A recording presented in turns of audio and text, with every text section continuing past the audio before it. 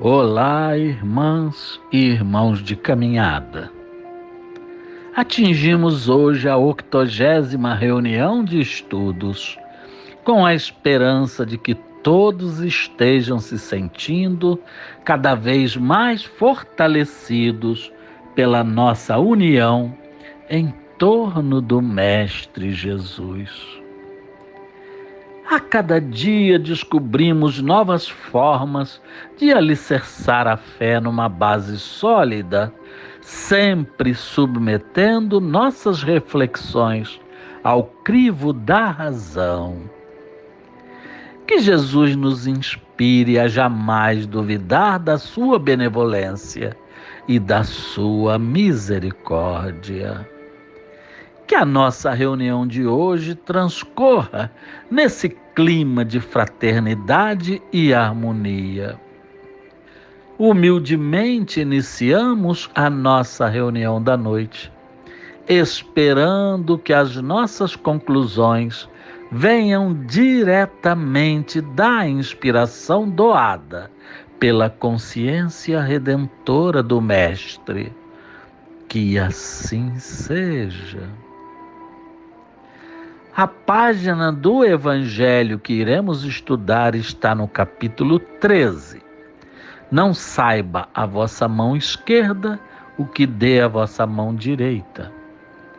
Leremos um resumo dos itens 5 a 8, cujo título é O Óbolo da Viúva.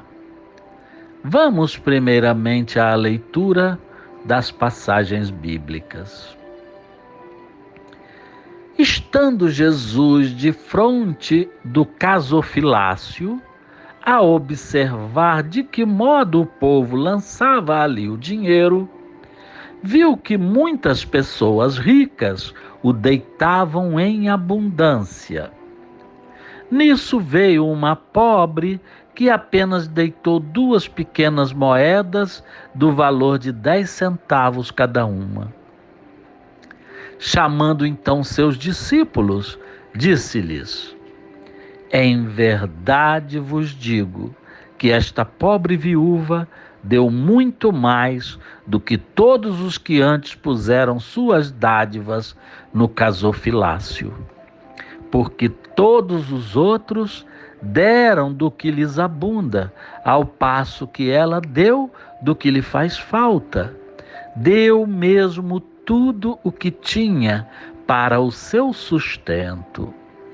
São Marcos capítulo 12, versículos 41 a 44. E São Lucas capítulo 21, versículos 1 a 4. E continua. E quando derdes um jantar ou uma ceia, não convideis nem os amigos, nem os parentes ricos, para em seguida não vos retribuam o que de vós receberam. Convidai os pobres, os estropiados, os coxos e os cegos, e sereis ditosos por não terem eles meios de vô-lo retribuir, pois isso será retribuído na ressurreição dos justos. São Lucas capítulo 14, versículos 12 a 15. Passemos agora a um resumo da interpretação do Evangelho sobre essa linda lição do Cristo. Muita gente deplora não poder fazer todo o bem que desejara, por falta de recursos suficientes, e se desejam possuir riquezas, dizem, para lhes dar boa aplicação. É sem dúvida louvável a intenção e pode até, em alguns, ser sincera. Dar-se-á, contudo, seja completamente desinteressada. Não haverá quem, desejando fazer o bem aos outros, muito estimaria poder começar por fazê-lo a si próprio, por proporcionar a si mesmo alguns gozos mais, por usufruir de um pouco do supérfluo que lhe falta, pronto a dar aos pobres o resto? Esta segunda intenção, que esses porventura dissimulam aos seus olhos, mas que se lhes depararia no fundo do seu coração, anula o mérito do intento, visto que, com a verdadeira caridade, o homem pensa nos outros antes de pensar em si. O ponto sublimado da caridade, neste caso, estaria em procurar ele no seu trabalho, pelo emprego dos seus talentos e de sua inteligência, os recursos de que carece para realizar seus generosos propósitos. Haveria nisso o sacrifício que mais agrada ao Senhor. Infelizmente, a maioria vive a sonhar com meios de se enriquecer sem esforço, correndo atrás de quimeras, quais a descoberta de tesouros, do recebimento de inesperadas heranças, etc. Que dizer então dos que esperam encontrar nos espíritos que os circundam a consecução de tais objetivos?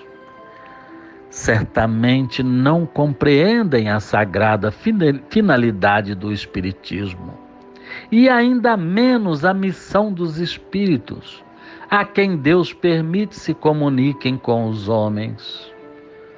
Daí vem a punição das decepções. Aquele cuja intenção está isenta de ideia pessoal deve consolar-se da impossibilidade em que se vê de fazer todo o bem que desejaria, lembrando-se de que o óbolo do pobre, que dá privando-se do necessário, pesa mais na balança de Deus do que o ouro do rico, que dá sem se privar de coisa alguma. Grande seria realmente a satisfação do pobre se pudesse socorrer em larga escala a indigência. Mas se essa satisfação lhe é negada, limite-se a fazer o que possa. Aliás, será só com o dinheiro que se pode secar lágrimas e deve-se ficar inativo se não tenha dinheiro? Todo aquele que sinceramente deseja ser útil aos irmãos, 1000 ocasiões encontrará de realizar seu desejo.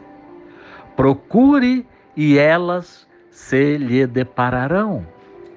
Se não for de um modo, será de outro, porque ninguém há que, no pleno gozo de suas faculdades, não possa prodigalizar um consolo, minorar um sofrimento físico ou moral, fazer um esforço útil. Não dispõem todos, à falta de dinheiro, do seu trabalho, do seu tempo, do seu repouso, para de tudo isso dar uma parte ao próximo? Também aí está a dádiva do pobre, o óbolo da viúva. Dar sem esperar retribuição. Quando derdes um festim, disse Jesus, não convideis para ele os amigos, mas os pobres e estropiados. Estas palavras, se tomadas ao pé da letra, são sublimes, se lhes buscarmos o espírito. Não é possível que Jesus haja pretendido que, em vez de seus amigos, alguém reúna à sua mesa os mendigos da rua. Sua linguagem era quase sempre figurada, e para os homens incapazes de apanhar os delicados matizes do pensamento, precisava servir-se de imagens fortes, que produzissem o efeito de um colorido vivo. O âmago do seu pensamento se revela nesta proposição: e sereis ditosos por não terem eles meios de vô-lo retribuir. quer dizer que não se deve fazer o bem esperando uma retribuição, mas tão só pelo prazer de o praticar. Usando de uma comparação vibrante, disse: convidai para os vossos festins os pobres, pois sabeis que eles nada vos podem retribuir.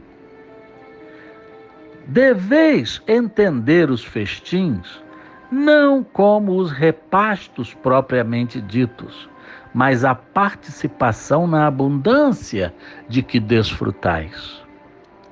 Todavia, aquela advertência também pode ser aplicada em sentido mais literal.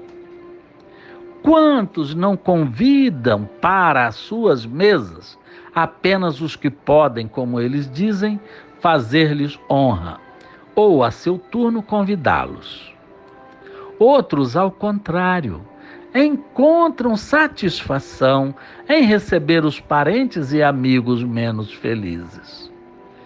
Dessa forma, grande serviço às vezes se lhes presta, sem que o pareça, aqueles que, sem irem recrutar os cegos e os estropiados, praticam a máxima de Jesus, desde que o façam por benevolência, sem ostentação, e saibam dissimular o benefício por meio de uma sincera cordialidade. Bem, irmãos e irmãs, após a leitura, passemos ao nosso comentário. A cada dia nos deparamos com novas parábolas do Mestre, sempre enfatizando e tentando aguçar em nós um desejo de caridade pura e desinteressada. Muitas foram as lições estudadas neste grupo que versam sobre esse tema. Então, de forma repetitiva, não nos custa relembrar que o amor ao próximo não pode se limitar aos amigos e parentes.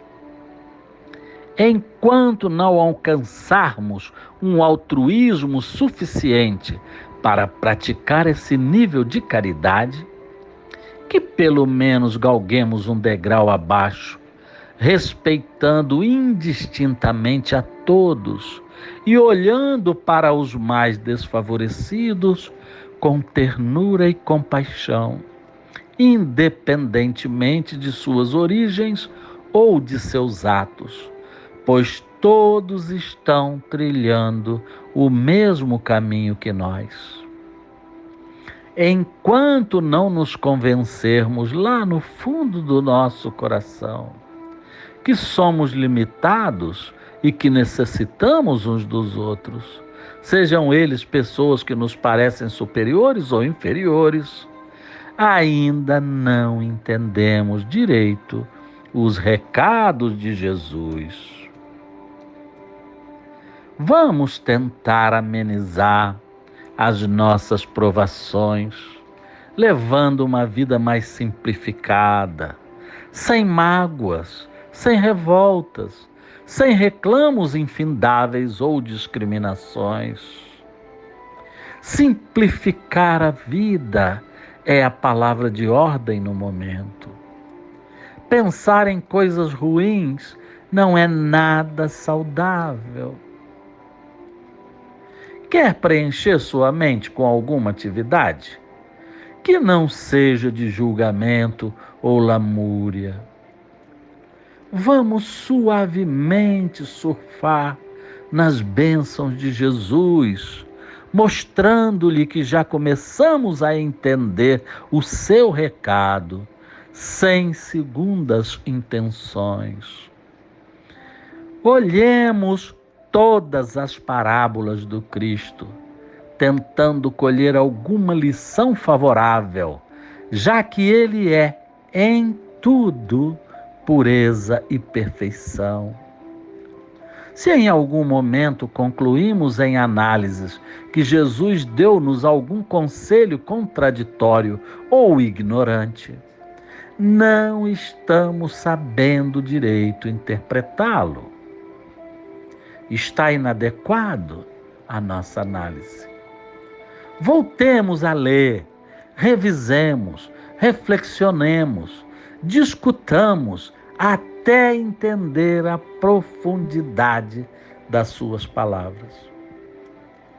Com ele, seguiremos um caminho seguro e eterno. Muita paz. Vamos passar agora à fluidificação das águas. Estendamos as nossas mãos na direção delas e oremos. Senhor Jesus, brindai-nos com uma gota da vossa infinita misericórdia, inundando os nossos ambientes com a vossa paz e harmonia, doando-nos energias consoladoras e revigorantes, e fluidificando nossas águas, que haverão de nos fornecer estímulos curadores de quaisquer desvios físicos, mentais ou espirituais que possam nos acometer. Obrigado, excelso amigo. Água fluidificada em vosso santo nome, que assim seja. Bem, estamos chegando ao final da nossa singela reunião de hoje. Como é bom, após 80 reuniões, ainda nos sentirmos motivados a continuar participando desse banquete divino, promulgado por Jesus e por Deus, nosso Criador. Que suas lições possam estar sempre fazendo a diferença em termos de apaziguamento de nossas almas, ao mesmo tempo em que estejam promovendo melhorias comportamentais em nossos pensamentos e atos. Que a grandeza do Cristo seja ressaltada em nossas consciências, de sorte que neste momento em que estamos encerrando nossos trabalhos, possamos agradecer penhoradamente tudo o que temos recebido através das suas lições e intuições. Que essas bênçãos possam ser estendidas a todos os habitantes do nosso planeta. Com a vossa divina permissão, encerramos a nossa reunião de hoje. Que assim seja. Desfaz-se neste momento a nossa corrente de amor. A fé e a perseverança haverão de nos manter de pé e com a cabeça erguida. Até o próximo encontro com Jesus.